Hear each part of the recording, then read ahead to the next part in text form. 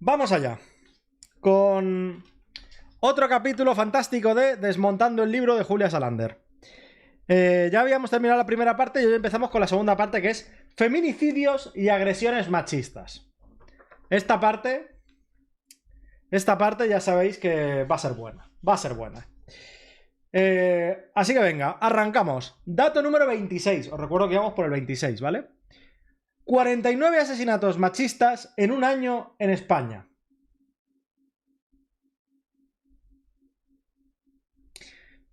Y aquí entonces pregunta, ¿qué son realmente los asesinatos machistas? ¿Solo se producen en el ámbito de la pareja o expareja? Bueno, y aquí explica, ¿eh? Un asesinato machista implica el crimen de una mujer por parte de un hombre. Es decir, no tendrían lugar si la víctima fuese un hombre, debido a que la motivación que hay detrás es consecuencia de una estructura misógina. Motivos sexuales, dominación, posesión o celos. Ha habido asesinatos de mujeres a hombres por esos motivos. Pero como la víctima no es un hombre, no se puede considerar violencia machista. Y como además la victimaria no es una mujer, no puede ser violencia machista. Esto es un argumento de hierro. ¿Vale? Esto es un argumento de hierro. En el momento en el que el agresor solo puede ser hombre y la víctima solo puede ser mujer, pues ya lo tienes. Pero claro, aquí lo que te cuenta es, en 2022 hubo 83 asesinatos machistas, 49 en el ámbito de la pareja o expareja y 34 en otros ámbitos. ¿Esto por qué es? Porque a partir de 2022 se hizo un cambio en el cual se empezaron a contar todos los asesinatos de hombres a mujeres. Ya no solo, antes era solo en el ámbito de la pareja o expareja, ahora ya son todos. Claro, esto mola un montón, porque así la cifra de repente pues casi se te ha duplicado. Ahora, claro, hay muchos más. Pero claro, yo tengo aquí unas fichitas muy majas sacadas del Ministerio de Igualdad, en el cual tienes las cifras de los últimos años, ¿vale? Las podemos ver aquí. Tenemos 2003, bueno, os voy narrando, ¿vale? 71, 72, 57, 69, 71, 76, 58, 74, 62, 51, 54, 57. 2022 hubo 49. La tendencia ha bajado. ¿Va a bajar mucho más? Hombre, pues os digo, en los últimos 10 años prácticamente no se ha movido nada. Después de meter 500 millones al año en un Ministerio de Igualdad, no se ha movido nada o prácticamente nada. Además de que el nivel de datos que hay no da lo suficiente como para que pueda haber unas muestras estadísticas que sean realmente relevantes. De hecho, es irónico, porque en el año de la pandemia hubo 51. Es decir, en el año de la pandemia, que teniendo en cuenta que la gente estaba obligada a convivir por el confinamiento, no hubo un aumento especialmente alto. Y hubo menos de los que había habido, por ejemplo, en 2019. Lo cual iría en contra de la lógica, ¿no? Pero bueno, es una maravilla. Evidentemente no entra en absolutamente nada del detalle de por qué cree que se produce esto, ¿no? Bueno, luego aquí entra el 75%, dato 27, el 75% de los asesinatos machistas son sin denuncia previa. En 2021, 3 de cada 4 no tenían denuncias previas por partes de la víctima. Como veis, coge de un año o de otro en función de cómo le interesa, ¿vale? Es decir, no hay... O sea, no hay ninguna lógica, ¿vale? No la hay. No la hay. Porque, por ejemplo, si tú te vienes aquí, vienes total de casos con constancia institucional, denuncias y otras. Denuncias previas, 40%. ¿Por qué? Porque en su relato encaja bien que la mayor parte posible sean sin denuncia previa. Entonces, en función de lo que le interese, pues se va para un año o se va para otro. Para un año te coge 2022. ¿Por qué 2022? Porque antes de que se escribiera este libro era de los años que más había habido. Por ejemplo, te vas al... Este es el año 2023-2024. El año 2023, pues lo tienes aquí. Con una o más denuncias previas, 25%. No había denuncia previa. Te vienes aquí, el 22,5%. No hay mucha relevancia en qué años coge. El 91% de los casos, fuera del ámbito de la pareja o expareja, no había denuncias previas. Y luego hay una hay una cosa que comenta aquí que dice: otro problema es la denuncia como escenario final. Dejemos de poner el foco en nosotras. Su función también es evitar que los maltratadores agredan y asesinen. Básicamente lo que dicen es que claro, que es que denunciar no es garantía de nada. Que dices, hombre, denunciar no podrá ser una garantía, pero ¿qué quieres que haga el Estado si el Estado no es consciente de esta realidad? Es decir, ¿qué medidas pretendas? O sea, ¿cómo pretendes que el Estado te pueda proteger si el Estado no está al tanto? Porque estos delitos se cometen normalmente en la intimidad. En la intimidad del hogar. Pero claro, aquí hay una cosa que me llama la atención. Y es que no hay tantos datos como para sacar según qué conclusiones que ella saca, ¿vale? Que el resto de la gente no hace. Y luego dice, ¿por qué las mujeres no denuncian? El primer argumento es no denuncia a tiempo. ¿Cuántas veces hemos oído de si sigue con él es por algo? Esto genera una presión añadida innecesaria. Se la responsabiliza de su situación y crea un escenario de culpa, vergüenza y miedo al juicio ajeno. Otra vez, repito, ¿qué pretendes que haga el Estado en este caso? ¿No? Pues. Luego, dato 28. Dato 28. En 3 años, las llamadas al 016 se han incrementado un 40%. Y entonces nos habla del caso de Rocío Carrasco. Rocío Carrasco, exactamente, esa que fue declarada víctima por absolutamente nadie, esa. Pero que claro, hicieron un documental. Y como hicieron un documental, no importaba. No importaba que él no hubiera sido declarado culpable. Eso no parece relevante, ¿no? Por lo menos, dice, más llamadas al 016 no significa que haya más casos de violencia machista. Evidentemente que no, ¿vale? Y esta es una relación que muchos medios comunican y hacen falsa. Lo que realmente representa es que se utiliza más y por tanto se detecta más y se pide más ayuda. Y es como no. En realidad tampoco es eso. En realidad también tiene mucha relación con los beneficios que tiene el hecho de ser una víctima de violencia de género. Porque a día de hoy, para ser considerado víctima, recordemos que a día de hoy, para ser reconocido como víctima de violencia de género, ¿vale? No hace falta un juez. Es decir, lo que diga un juez es secundario. Es decir, tú a día de hoy puedes ser reconocido como víctima, aunque un juez haya absuelto a ese supuesto agresor. Que dices, ¿cómo se come esto? Dato 29. Y este, agarraos. Solo el 0,00001% de las denuncias por violencia machista son falsas.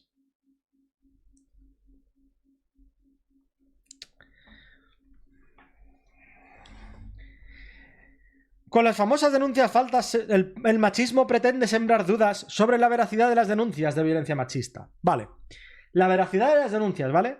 De todas las denuncias que se hacen al año, de todas, ¿sabéis qué porcentaje terminan en sentencias condenatorias? Es decir, terminan en agresor condenado por violencia machista. ¿Sabéis cuál es el porcentaje?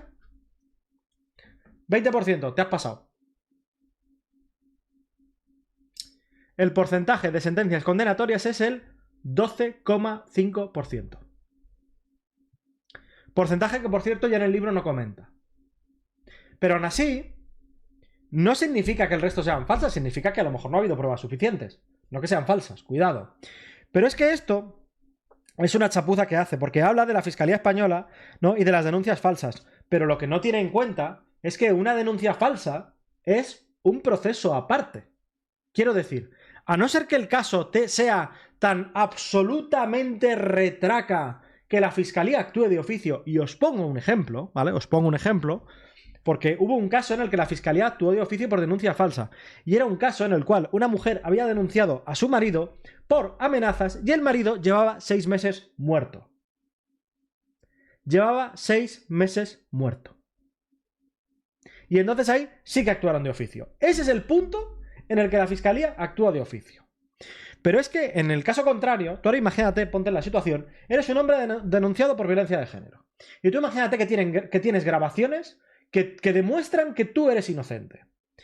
Estás años en un proceso judicial. Evidentemente, si tienes hijos de por medio, tienes retiradas de custodia, ¿vale? Y toda la problemática y juicio social que van de la mano con un proceso de violencia machista. Bien.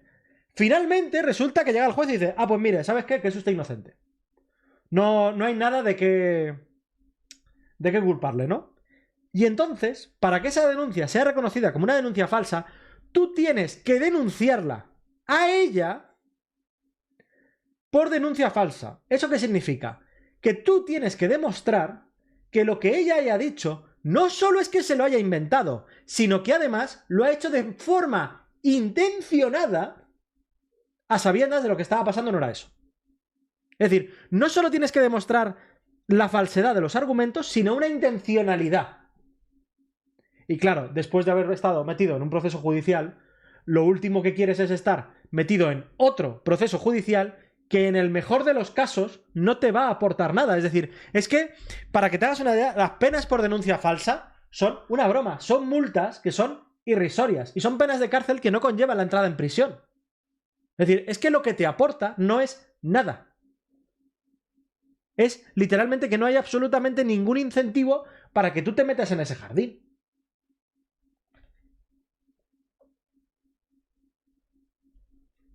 Pero bueno, la mayoría de los casos quedan en inconcluyente, no culpable, lo cual no significa que sea necesariamente inocente. Pero por presunción de inocencia quedan absueltos. De hecho, borrachazo, eso sí que significa que sean inocentes. De hecho, eso sí que lo significa. Si tú no puedes demostrar que alguien sea culpable, es, de hecho, inocente, ¿vale? Pero también se podría interpretar que como que la víctima también es inconcluyente y por tanto no se podría priorizar el estatus de víctima a los que se les da mayor prioridad. Digo que tiene una lógica que no es que esté de acuerdo. Ya lo sé.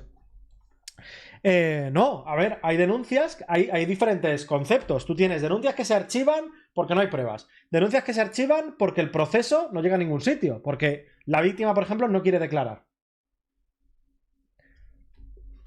No es incompatible estar muerto con poder amenazar. Gracias a Surmen. Yo diría un poco sí.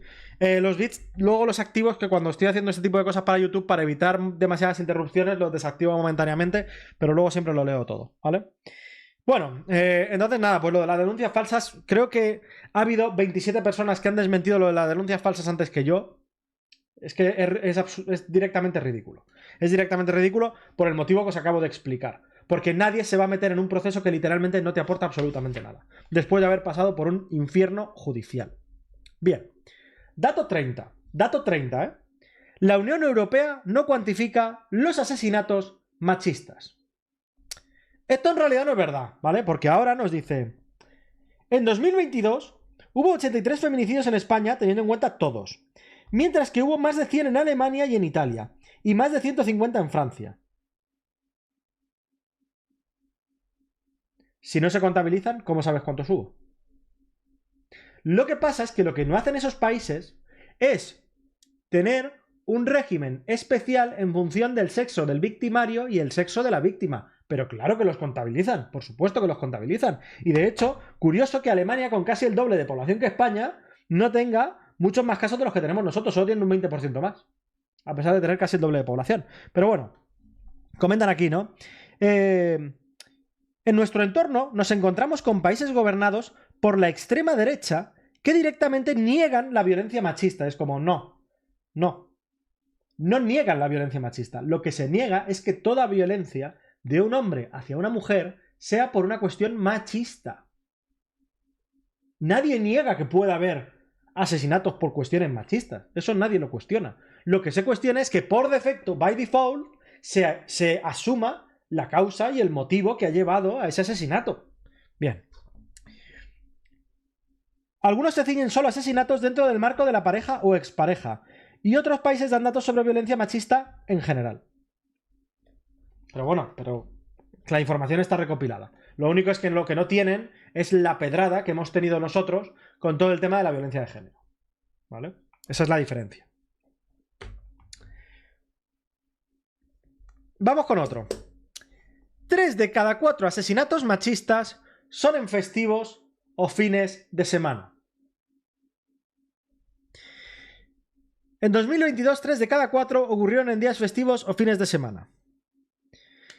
Conclusión. Los domingos están asociados a un mayor incremento del riesgo de asesinato machista. Un 25% más que los días entre semana.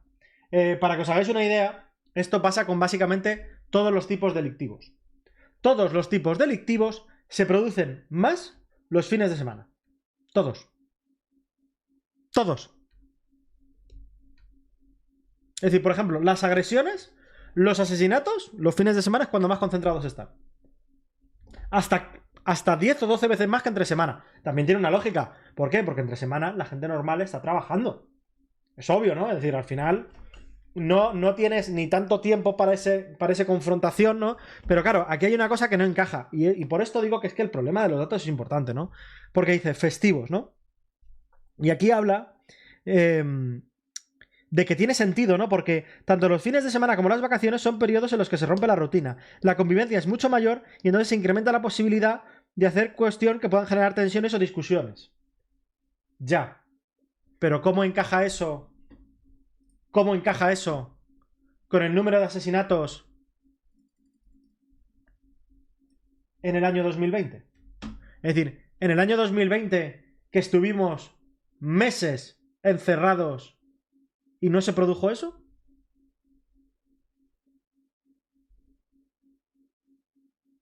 Es que no encaja. No encaja. Pero no encaja. Y yo no le echo la culpa de que no encaje. O sea, el problema de esto es estar haciendo un análisis mega profundo cuando tienes 50 casos. 50 casos. Es decir, puedes sacar ciertas conclusiones, pero hay asunciones que no puedes sacar. Y a mí lo que me sorprende es que, vamos, ella sabrá lo que pasó en el año 2020, igual que yo, ¿no? Igual que todos. Pero por lo que sea, no lo comenta, por lo que sea. Igual que tampoco comenta que solo el 12% de las denuncias acaban en condena, por lo que sea. Uy, aquí viene uno que os va a encantar. Chicos, agarraos. Dato número 32. El 69% de los asesinos machistas son españoles. Uno de los mantras de la extrema derecha es que los asesinos machistas son inmigrantes. Entre 2003 y 2017 hubo 900 asesinatos machistas, de los cuales 600, el 69%, nacieron en España y 280, el 31%, nacieron en el extranjero. Ya. Lo que pasa es que aquí Julia Salander, claro, como ella a lo mejor no ha estudiado matemáticas porque ella es politóloga, le diría que hay una cosa que se llaman proporciones. Es decir, porcentaje de población en España que sea extranjera es el 18%. El 18%. Lo cual significa que el 18% ha cometido el 30% de los delitos. Es decir, que están sobrerepresentados. De hecho, me he ido varios años para atrás y no hay ningún año, o yo no lo he encontrado, en el cual no estén sobrerepresentados. Por ejemplo, en el caso del año 2022, el 32,7%. El 32,7%, ¿eh? En el año 2022. En el año 2023, ojo, en el año 2023, el 44,8%. El 45% en el año 2023 fueron cometidos por el 18% de la población. De locos, ¿eh? De locos. Es un huevo, y tanto que es un huevo. Pero es que en el año 2024 llevamos un 36%. Es decir, las proporciones no encajan. En algunos casos la proporción se dobla. Están el doble de sobrerepresentados. Pero claro, esto... Ya sabéis que ella es de izquierdas y muy de izquierdas, y entonces decir esto pues no está bien. No suena bien. Y entonces básicamente dice que eso es un mantra de la extrema derecha. Y dices, podrá ser un mantra, pero eso también es cierto. Pero bueno, al final añade una cosa. Lo que está claro es que lo único que tienen en común todos los agresores machistas es que son hombres. Y no, eso no significa que todos los hombres sean unos agresores. Significa que todos los asesinos de mujeres son hombres. Repito, significa que todos los asesinos de mujeres son hombres. Bueno, pues hay un informe muy guapo de la Secretaría de Estado de Seguridad en el cual desgrana los asesinatos. En el año 2018, que es para el año que hay datos, el 62% de los homicidios de hombres a hombres, el 28% de hombres a mujeres, el 7% de mujeres a hombres y el 3% de mujeres a mujeres. Es decir, no es cierto que todos los asesinos de mujeres sean hombres. No es cierto. Las mujeres no son seres de luz. Pero, dicho lo cual, sí que es cierto que la gran mayoría de asesinatos a mujeres se cometen por parte de hombres. ¿Vale? Vamos a aclarar eso. Pero es que me parece relevante comentarlo, porque de hombres a mujeres son el 28 y de mujeres a mujeres es el 3. Evidentemente hay una gran diferencia. Hay una gran diferencia que yo evidentemente no voy a negar. ¿Vale? Seguimos. Dato número 33. El 16% de los asesinos machistas se suicidan tras el crimen. Bueno, básicamente lo que viene a decir es que los suicidios después de matar a alguien están relacionados con la vergüenza por el hecho de haber cometido un determinado delito. O por la perspectiva de ir a la cárcel, ¿vale? Hay muchos que lo intentan, ¿vale? Hay muchos que lo intentan. De hecho, un momentito, casi la mitad, en 2022, intentaron suicidarse. Casi la mitad. Pero no lo consiguieron, ¿no? Y aquí hay una cosa que me llama la atención. Y es, vosotros sabéis que cuando se habla de suicidios entre hombres y mujeres, y los hombres se suicidan entre 3 y 4 veces más, ¿no? Entonces te dicen, ya, pero las mujeres lo intentan más, ¿no? Como argumento, que a mí no me termina de valer, pero lo utilizan como argumento, ¿no? Pues aquí metí un párrafo de un catedrático de psicología que dice...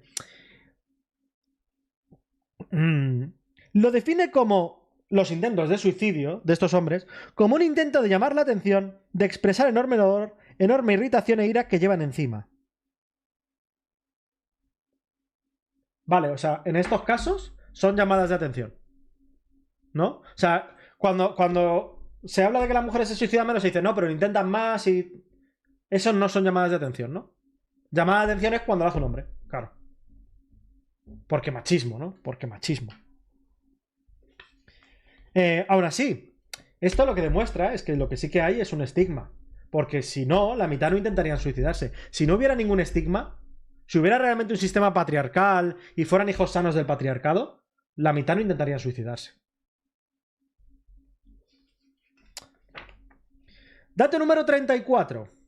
Y agarraos, aquí sí que agarraos fuerte, ¿eh? 200 millones de mujeres y niñas han sufrido mutilación genital. 200 millones de mujeres. ¿Bien? Claro, esto te dice así. 200 millones de mujeres, ¿no? Y en plan, claro, es que... Porque patriarcado. Bien, bien. Ahora vamos con el discurso anti-inmigración, ¿no? Claro, porque ella está muy a favor de la inmigración. Así que vamos a ver, porque he encontrado... ella utiliza la fuente de UNICEF y yo he utilizado la misma. Lo que he encontrado yo son datos que salen de la misma fuente, ¿vale? Y os los quiero enseñar. Los países donde hay mayor índice de mutilación genital. Guinea, 95%.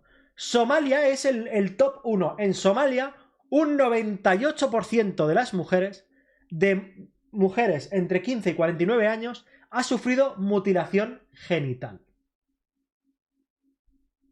¿Vale? El 98%. Evidentemente, ellos son de la idea de no, pero no tiene ningún problema. O sea, porque aunque tú importaras a esta gente a España, cuando llegasen a España no pasaría, porque esto pasa porque machismo. Vale, es curioso una estadística que saca este informe, ¿vale? Que es, atentos, mujeres en contra de la mutilación genital. Vale, en Guinea, el 74% de las mujeres está a favor. O sea, perdón, no a favor. No está en contra. Vamos a cambiarlo. No está en contra.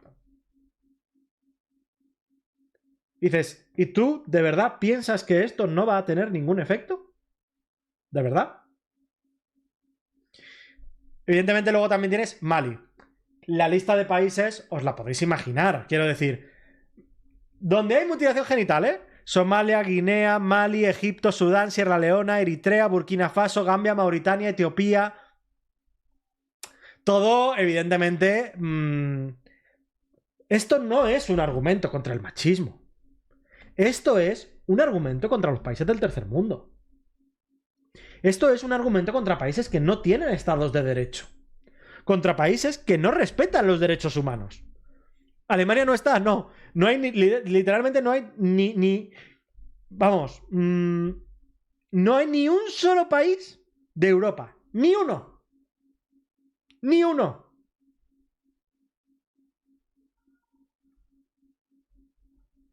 Y aquí tenéis la concentración donde se da, para que lo veáis. Hay algo en Oriente Medio, hay algo en Asia, en la zona de Indonesia, pero luego es principalmente África. Pero claro, Julia, lo que te diría es que son sus costumbres y hay que respetarlas, ¿vale? Esto lo que te diría es que son sus costumbres, claro. Porque para ella, esto es por machismo. Que dices, no es por machismo. No es una casualidad que esto solo se dé en estos países. No es el machismo. Es barbarie, directamente. Bueno. Y vamos con el último que vamos a ver hoy, que es el dato número 35 que rima con amor. La violencia machista entre menores... Ah, por cierto, espérate un momento, antes de ir con este. Quiero recordaros que estos son los datos para combatir el machismo, ¿vale? Ya me diréis, el dato este de las mujeres que han sufrido mutilación genital, cómo ayudan a desmentir el machismo, ¿eh? Ya me lo explicaréis. Es decir, cómo luchan contra el discurso del machismo en España, ¿eh? En Occidente. O sea, es que cuando yo hablo de que este feminismo es el feminismo más bobo, es precisamente por cosas como esta. Porque se hacen un batiburrillo argumental para intentar justificar absolutamente todo que no tiene ningún sentido. Bueno, vamos con el dato número 35. La violencia machista entre menores creció un 29% en 2022. Y aquí de lo que te habla es de un macroestudio que es, bueno, en realidad es una macroencuesta, no un macroestudio, que se llama Contra el maltrato tolerancia cero. Bien. Y entonces yo me lo he ido a buscar, porque aquí de lo que te habla es que piensan que... de gente que piensa que la violencia de género es como si fuera aceptable, ¿no? Bien, bueno. Y he dicho, es importante ver esto. Y entonces aquí les hacen unas preguntas que, por cierto, una cosa que a mí me gustaría cuando hay encuestas es que publiquen las preguntas. ¿Vale? Porque una parte importante es el cómo se plantea la pregunta. Y entonces, una de las preguntas que planteaban es si los determinados comportamientos es violencia de género o no, ¿vale? Entonces, jugamos a una cosa. Yo os digo una determinada cuestión, ¿vale? Y vosotros me decís si eso es violencia de género, ¿vale? Bien. Dificultar trabajar o estudiar. ¿Eso es violencia de género?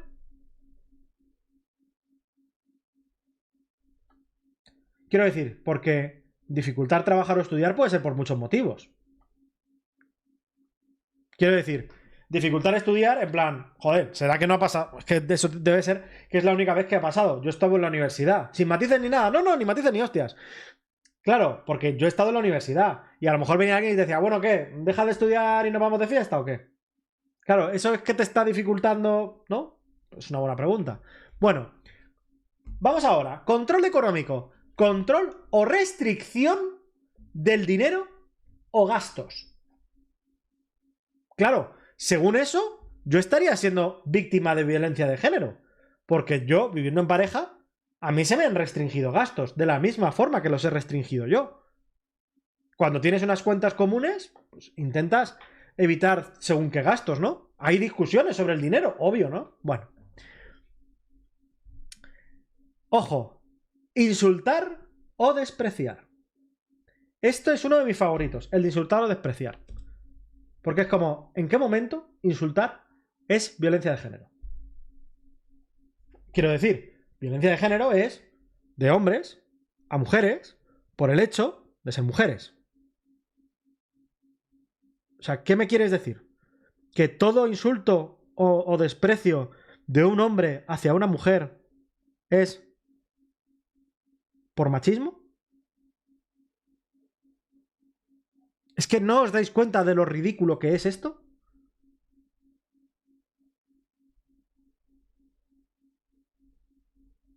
Pues así es todo el estudio.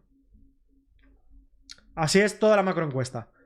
Pero como no hay la publicación de las preguntas, yo no puedo tener el contexto de qué es lo que se ha dicho.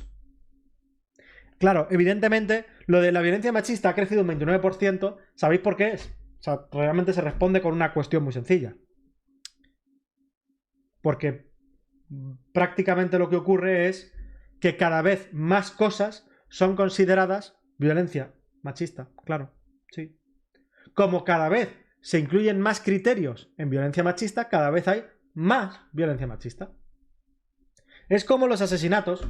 Antes solo se metían en la pareja y expareja, ahora se meten todos. Pues ahora hay más. No porque se produzcan más, sino porque estás ampliando el espectro de lo que se contabiliza y de lo que no. De todas maneras, bueno, este era el último. Nos queda para otro. Nos queda para hacer otro relacionado con este tema.